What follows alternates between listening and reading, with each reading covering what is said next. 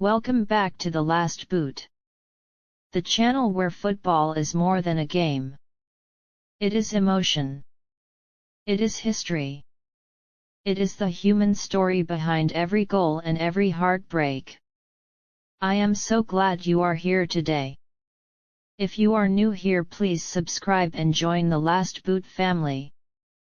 We are growing every single day and I do not want you to miss a single story. Some stories in football end with trophies, with medals, with records that stand for generations. And then there are stories that end with a penalty kick.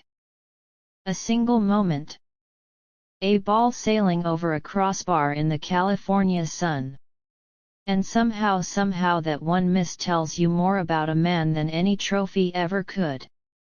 This is the story of Roberto Baggio, the Divine Ponytail, the most loved footballer Italy has ever produced, and the man whose greatest moment of pain became football's most enduring image of heartbreak.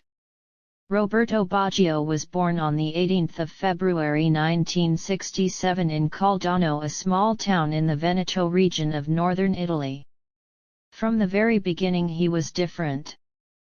Not just in talent, though the talent was obvious from the moment he first kicked a ball, but in temperament, in sensitivity, in the way he seemed to carry the weight of the game on his shoulders even as a child. He signed for Vicenza as a teenager. Then came Fiorentina. And it was in Florence, in that city of art and passion, that Baggio truly became Baggio. The Fiorentina fans worshipped him. They saw something in him that went beyond football.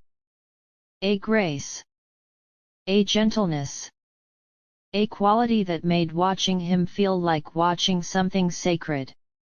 When Juventus bought him in 1990 for what was then a world record fee, the streets of Florence erupted in riots.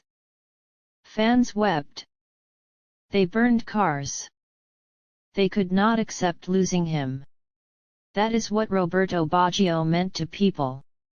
At the 1990 World Cup on home soil, Baggio announced himself to the world with a goal against Czechoslovakia that is still talked about today. He picked the ball up near the halfway line. He ran. He twisted. He turned three defenders inside out with a combination of pace and close control that seemed to belong to a different sport. And then he slid the ball into the net with the calmness of a man taking a stroll. Italy went wild. But they did not win the World Cup that year.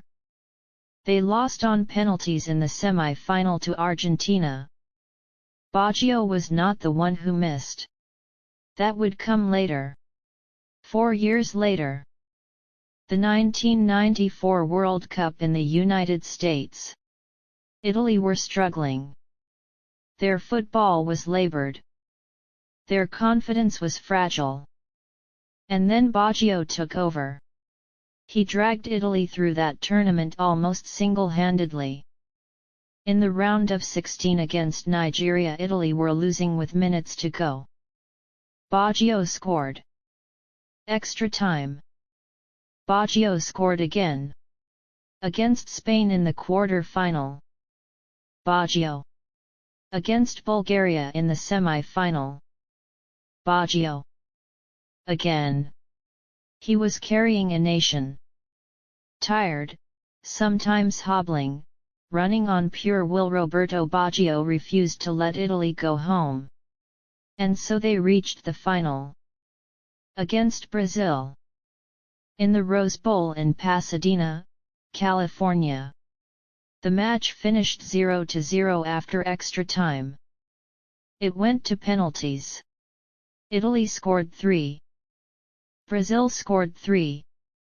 Then an Italian miss. Then Brazil scored again. Italy needed to score their last penalty to stay alive. Roberto Baggio stepped up. He had scored every penalty he had ever taken in that tournament. He was Italy's best player. Their talisman. Their savior. He ran up. He struck the ball. And it sailed over the crossbar. Brazil won the World Cup. And the image of Roberto Baggio, head bowed, hands on knees, ponytail hanging, standing alone in the California sun, became one of the most iconic images in the history of sport. Years later, Baggio said that penalty will follow me to the grave. But I have made peace with it. It was one moment in a long career. It does not define me. But here is the thing. It does not define him negatively. It defines him humanly. Because Roberto Baggio in that moment was all of us. Every person who has ever tried their hardest and still come up short. Every person who has carried others on their back until there was nothing left. Every person who has stood alone with the weight of the world and still had the courage to step forward. He kept playing after 1994. He was magnificent at AC Milan. At Bologna. At Inter. At Brescia, where he played some of the most beautiful football of his career in his late 30s. He retired in 2004. With 205 goals in Serie A. With a career that spanned 2 decades and touched every club he played for in a way that was uniquely, unmistakably his own. Roberto Baggio. The Divine Ponytail.